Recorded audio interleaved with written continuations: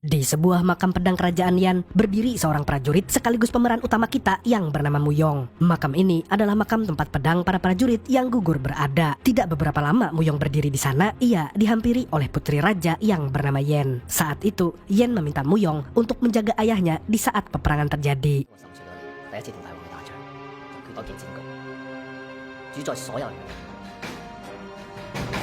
Muyong sendiri sudah seperti kakak kandung Yen karena semenjak ia kecil, Muyong yang dibuang oleh kedua orang tuanya diangkat dan dilatih menjadi prajurit oleh sang raja. Singkat cerita, ketika perang berlangsung, raja berhasil dilukai oleh prajurit lawan. Satu busur panah tertusuk di dadanya sehingga membuat ia dalam keadaan kritis. Di masa kritisnya, raja memanggil Muyong untuk ia nobatkan sebagai pemimpin peperangan karena raja menganggap bahwa Muyong adalah pria yang bisa menggantikan posisinya.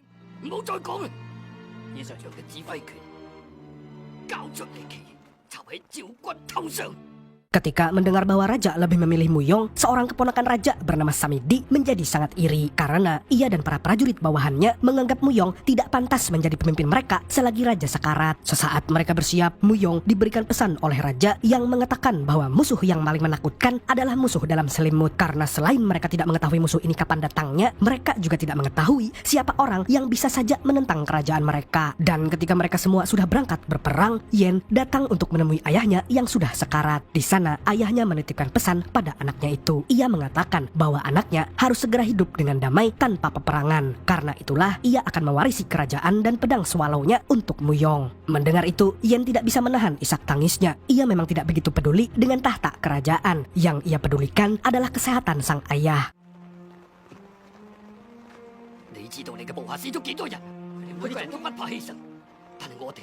Tanpa ada yang mengetahui, Samidi mengendap-ngendap ke kamp milik raja. Ia lalu mempertanyakan kenapa raja lebih memilih anak yatim yang haram seperti Muyong untuk memerintah kerajaan mereka. Raja kemudian menjawab alasan ia memberikan tahta pada Muyong karena ia percaya pada pilihan-pilihan yang akan diambil oleh Muyong. Tidak seperti Samidi yang gila tahta. Mendengar itu, Samidi lalu melakukan hal yang sudah pasti kita bisa duga.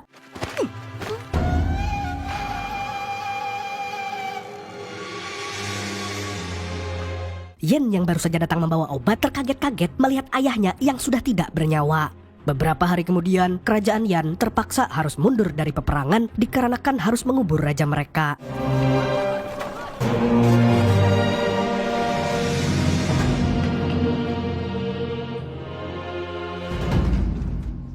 Setelah melakukan adat istiadat pemakaman yang ada, seorang penasehat sekaligus tangan kanan raja bernama Paman Teng memberitahu bahwa ia adalah orang yang memegang wasiat raja. Setelah ia berhasil mengumpulkan semua prajurit di aula kerajaan, ia memberitahukan kalau kepemimpinan raja selanjutnya akan diserahkan pada anak angkatnya, yaitu Muyong.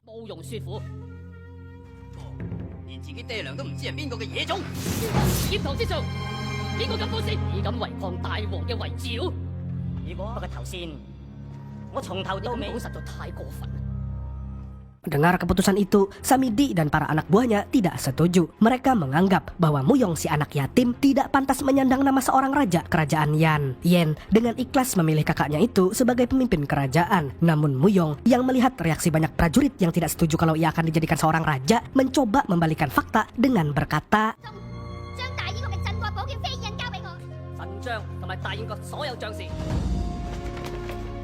Yen yang baik hati tidak bisa menolak perkataan kakak angkatnya. Mau tidak mau, ia pun memilih untuk mengemban tugas sebagai seorang pemimpin kerajaan Yan. Tidak tanggung-tanggung, ia juga bersumpah untuk memenggal setiap prajurit yang menentang keputusan yang mengangkat dirinya sebagai pemimpin yang baru. Sementara Muyong berpikir bahwa ia memang sudah ditakdirkan sebagai penjaga sekaligus prajurit adik angkatnya.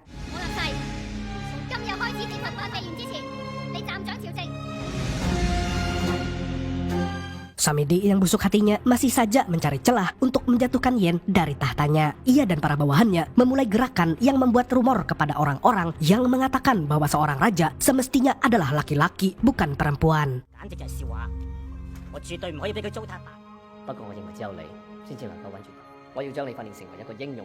Muyong yang ingin melindungi Yen dari rumor yang beredar menyarankan Yen untuk memulai pelatihan bersama dirinya sebelum hari ia resmi dinobatkan sebagai raja. Pelatihan ini dianggap sangat mematikan sehingga seorang lelaki pun dijamin pasti kelelahan. Singkat cerita, pelatihan Yen dimulai.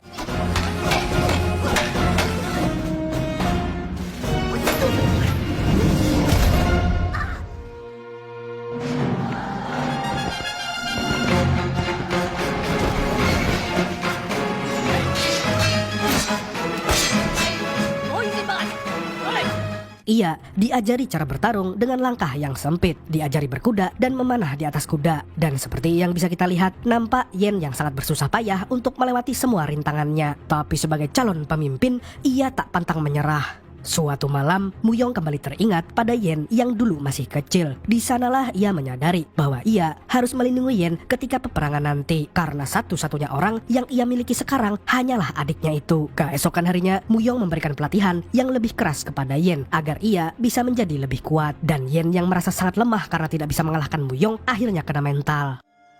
我要麻煩休息啦。將軍，細個嗰陣同佢喺埋一齊，雖然成日嗌鬧，仲要受罰，我一定會令佢失望。 Di tempat lain, Samidi terlihat sedang menemui beberapa pembunuh bayaran. Terungkap fakta bahwa ia ingin merencanakan pembunuhan kepada Yen yang saat itu sedang berlatih sendirian. Yen yang sedang membersihkan kuda kesayangannya didatangi oleh puluhan pembunuh bayaran. Untungnya, insting miliknya sudah bisa merasakan banyak orang yang ingin membunuh dirinya. Spider sense ini mah. Jadi dengan cepat, ia menaiki kudanya untuk menyelamatkan diri. Di proses ia melarikan diri, Yen setidaknya berhasil mengalahkan beberapa pembunuh bayaran sendirian. Ini membuktikan bahwa sekarang skillnya sudah bukan kaleng-kaleng. Akan tetapi...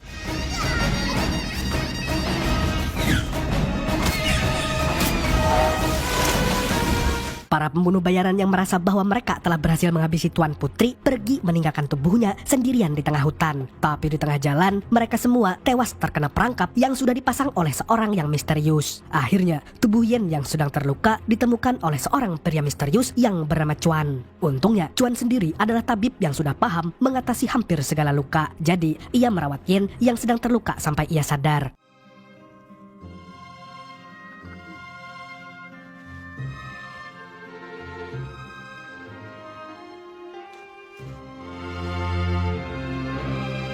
Selang beberapa hari, Yen yang sadar kaget ketika melihat rumah Chuan yang ia anggap sebagai tempat yang unik. Selain itu, dia juga belum pernah seumur hidupnya melihat beberapa benda seperti itu. Chuan lalu mencoba menahannya untuk pergi, karena menurutnya luka yang dialami oleh Yen adalah luka yang lumayan parah. Sehingga Yen harus beristirahat setidaknya 3 hari. Karena percaya dengan perkataan Chuan, Yen pun memutuskan untuk menuruti perkataannya.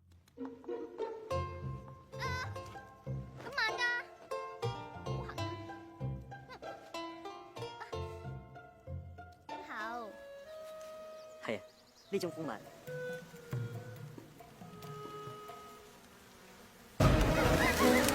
收工啦！嚟啊，試下我煮嘅。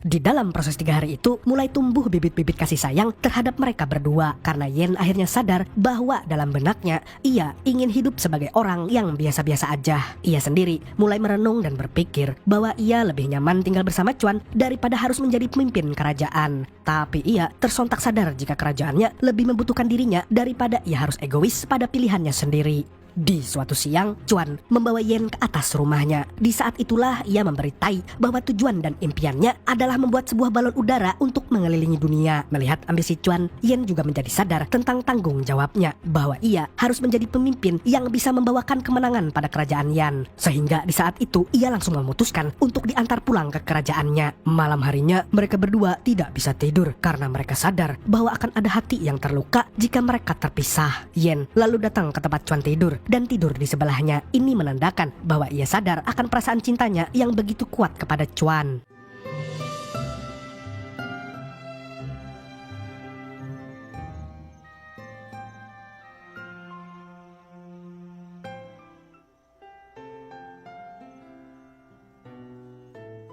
Keesokan harinya, Yen sudah bersiap untuk diantar pulang oleh Chuan.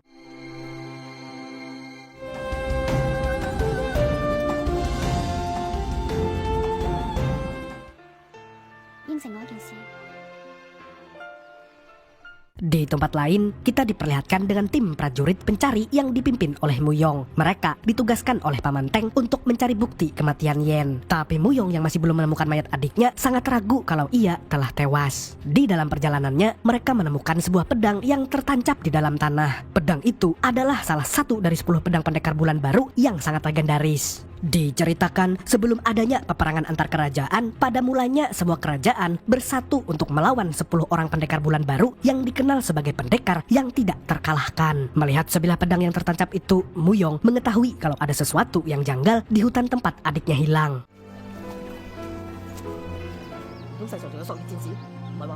Singkat cerita, mereka semua berhasil bertemu di sebuah persimpangan jalan. Tanpa banyak berkata-kata, Muyong langsung memerintahkan Chuan untuk menurunkan adik tercintanya. 記住你嘅承諾啊！變得可能差唔多兩個人。 Untungnya, Yen memberitahu bahwa Chuan bukanlah orang yang jahat karena ia juga sudah merawatnya selama ia beberapa hari menghilang. Mendengar itu, Muyong sedikit curiga terhadap sosok dari Chuan karena terbukti di hutan ini ia hanya menemukan Chuan seorang. Menurutnya, seorang manusia biasa tidak mungkin berani tinggal di hutan ini seorang diri, kecuali ia mempunyai kekuatan dan keterampilan bertahan hidup yang sangat luar biasa.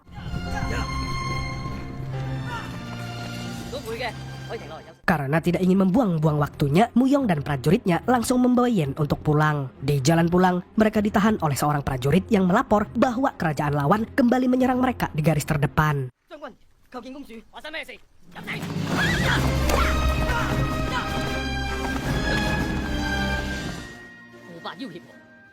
Tidak hanya itu saja, kabar buruk pun muncul dari pasukan sayap kanan mereka yang dipimpin oleh Samidi. Ia mengeluarkan titah bahwa ia dan pasukannya tidak akan maju ke garis depan, kecuali Samidi dinobatkan sebagai pemimpin. Samidi mah gitu. Mendengar hal itu, Muyong dan Yen langsung memacu kudanya ke garis terdepan.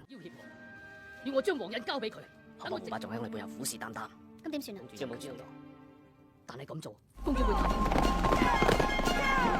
Dengan modal tekad beserta nekat, Yen kembali ke peperangan untuk memimpin 2000 prajurit untuk melawan 10.000 prajurit. Dengan sigap, ia menarik pelana kudanya dan menuju ke barisan terdepan. Tidak lupa juga, ia sudah ditemani oleh Muyong dan Paman Teng. Dan saat inilah di mana kerajaan mereka akan mencetak sejarah yang belum pernah terduga sebelumnya.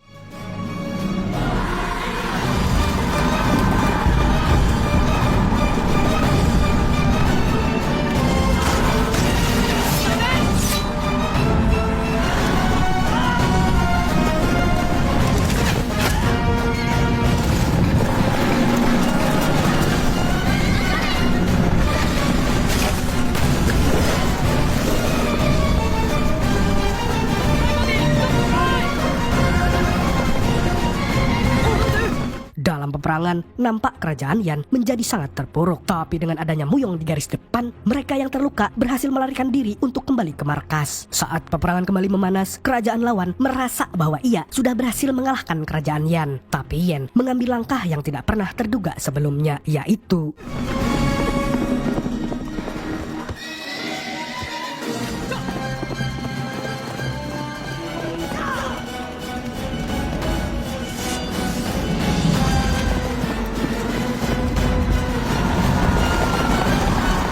raja kerajaan lawan yang sudah merasa di atas langit memutuskan untuk memburu Yen yang kabur seorang diri ke dalam suatu hutan. Dan ternyata ketika ia dan pasukannya berhasil terpancing ke hutan tersebut, mereka diserbu oleh pasukan kerajaan Yan yang ternyata sudah berada di situ.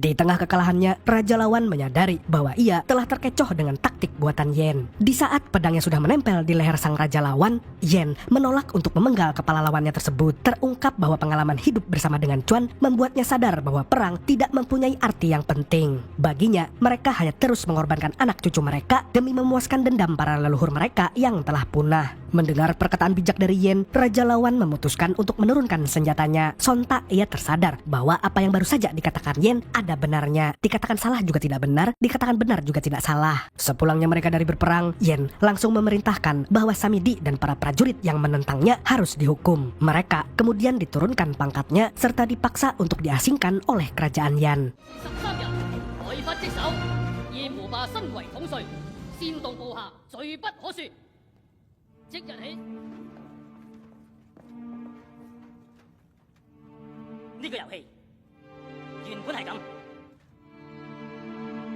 Setelah itu, ia akan menjalani penobatan dirinya sebagai raja yang resmi. Di suatu malam, Yen sedang mengingat lagi masa hidupnya bersama Chuan di hutan. Tanpa ia tahu apa alasannya, suasana kerajaan terasa sangat hampa. Cie, lagi jatuh cinta.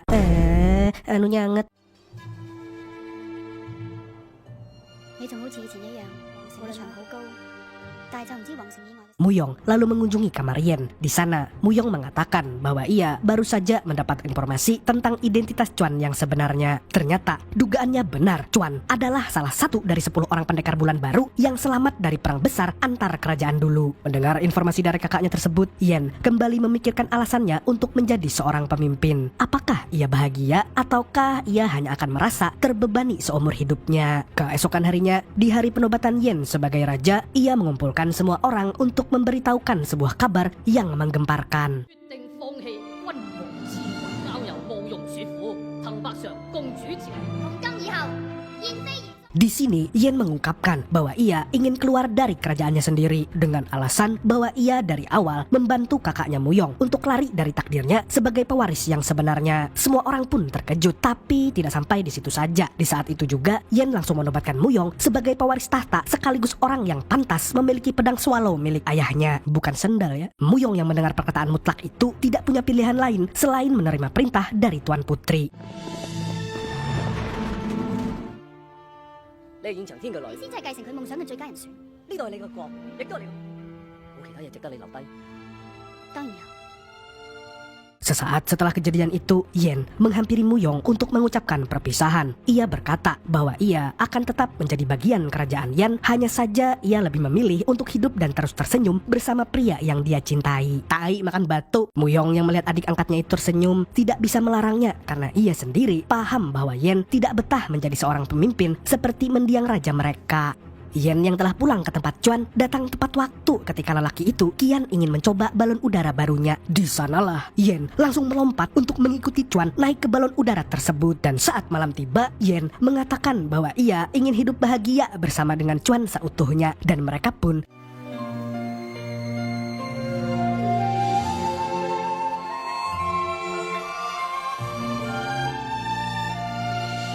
di tempat lain, Samidi yang sudah terusir dari kerajaannya sendiri memutuskan untuk pergi ke suatu tempat terlarang. Tempat ini adalah markas seorang pembuat racun terkenal. Rumor mengatakan bahwa ia baru saja membuat racun baru yang tidak ada penawarnya. Dengan licik, Samidi lalu memesan ramuan racun tersebut untuk ia jadikan sebuah senjata rahasia demi menguasai kerajaan Yan.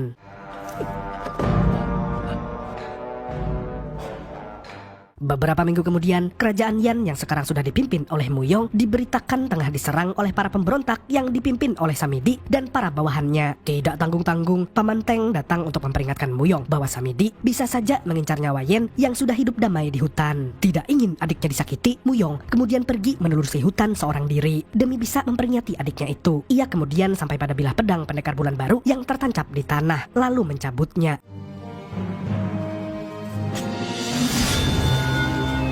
Saking saktinya, Chuan dapat merasakan bahwa ada orang yang berani mencabut pedang lama miliknya. Ia tahu bahwa itu adalah panggilan baginya untuk segera bertemu di suatu tempat. Selang beberapa waktu, Chuan dan Muyong bertemu di tengah derasnya arus air terjun. Tanpa basa-basi, Muyong mengayunkan pedangnya untuk menguji skill Chuan.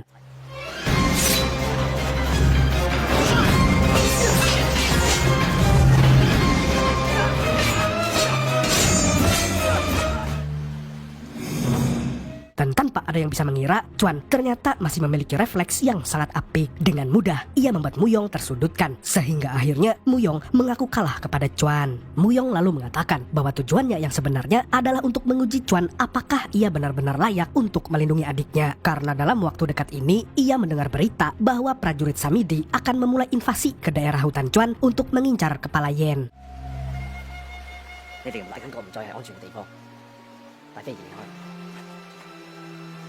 Mendengar itu, Chuan pun akhirnya mengerti bahwa mau tidak mau ia harus kembali mengangkat pedangnya lagi. Setelah ia kembali menempuh perjalanan kerajaan Yan, Muyong dikagetkan dengan suasana kerajaan yang sudah diobrak-abrik oleh Samidi. Ia mendapati hampir semua anak buahnya terluka karena panah beracun milik Samidi. Tidak hanya itu, hati dan mental Muyong kembali diserang ketika ia dilemparkan sebuah kepala Paman Teng tepat menggelinding di depan kudanya.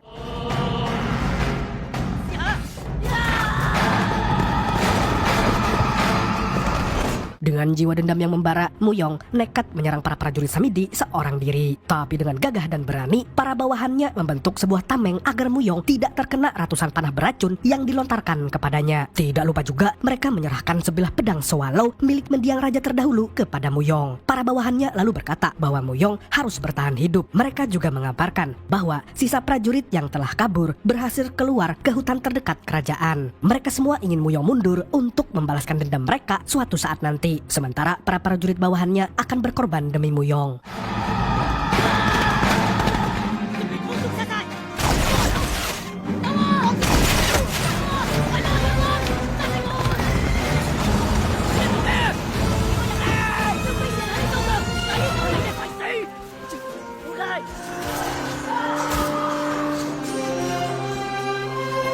Kembali ke Yen dan Chuan yang sedang ingin membucin. Tiba-tiba mereka dikagetkan dengan suara dari semak-semak sekitar rumah mereka. 師傅過嚟講，佢有隻有成真，我選擇話俾你知，可以放棄皇位，但我真係冇辦法對佢。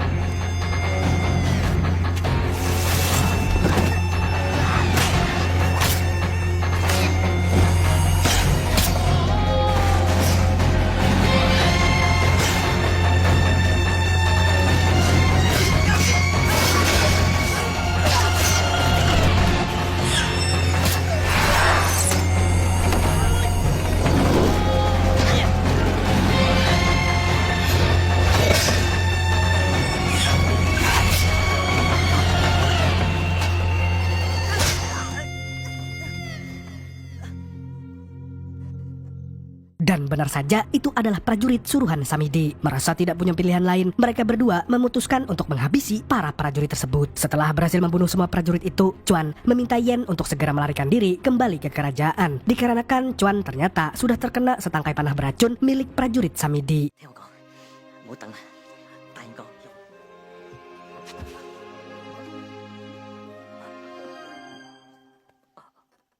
Yen awalnya tidak ingin meninggalkan pria yang ia cintai itu, tapi kemudian Chuan memaksanya untuk segera pergi. Menurut Chuan, Yen akan aman di kerajaannya sendiri, sedangkan dirinya akan lebih aman jika mengobati panah beracun ini sendirian. Kita kemudian akan diperlihatkan dengan Muyong yang sedang memerintahkan para bawahannya yang tersisa untuk segera melarikan diri dari hutan ini. Karena mereka semua dikuasai rasa takut untuk mati, mereka secara kompak mengiyakan perintah dari Muyong. Setelah para prajurit pergi, disinilah kita akan diperlihatkan begitu beradrenalinnya seorang Muyong. Dia kemudian memacu kudanya untuk pergi seorang diri melawan 1000 orang prajurit Samidi.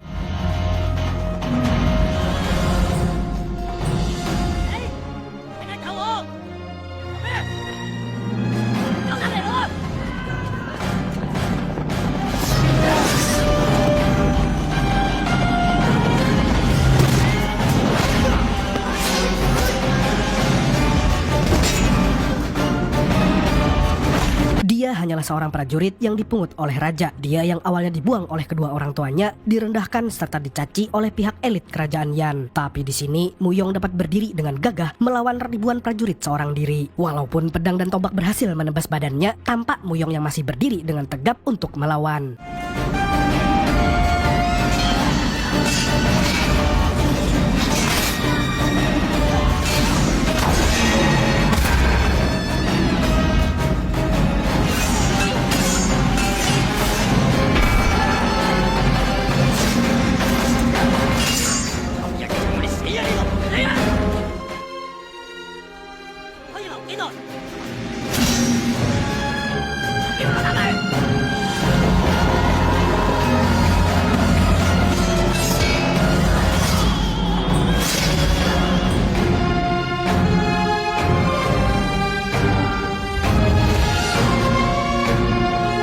Berkali-kali ia menantang Samidi untuk 1 lawan 1. Tapi Samidi yang mengetahui bahwa ia tidak akan bisa menang melawan Muyong hanya diam seperti pengecut. Sesaat setelah Muyong sudah di ambang batasnya, datanglah Yen lengkap dengan baju jirah perangnya.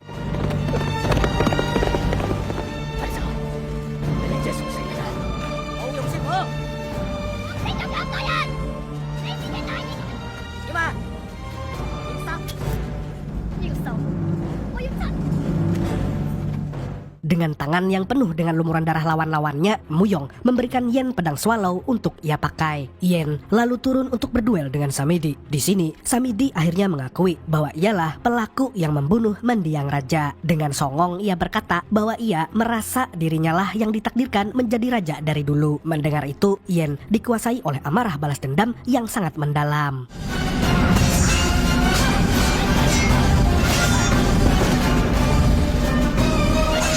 Pertarungan antara mereka berdua terjadi sangat intens. Sayangnya, Samidi yang payah bukanlah kelas Yen yang dikenal sebagai prajurit yang sangat cerdik. Ketika melihat kesempatan yang terbuka lebar, Yen menendang sebuah tongkat tajam sampai akhirnya ujung tongkat itu berhasil menembus dada Samidi.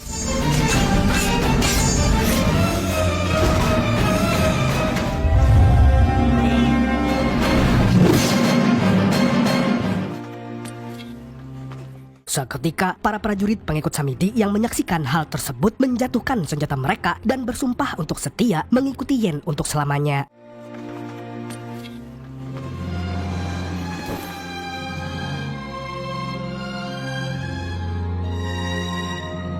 Melihat adiknya yang telah berhasil menghabisi Samidi, akhirnya Muyong jatuh dan mati dengan damai. Di ujung hidupnya, ia akhirnya berhasil membuat Yen menjadi raja yang sesungguhnya. Setelah perang usai, Yen kembali ke rumah Chuan untuk mengecek keadaan kekasihnya itu. Sayangnya, Chuan ditemukan sudah tidak bernyawa. Dengan perasaan yang sangat sedih, Yen menaruh jasad Chuan di balon udaranya untuk dikremasi. Itulah terakhir kali ia melihat Chuan. 你喺一齊嘅日子係最美好。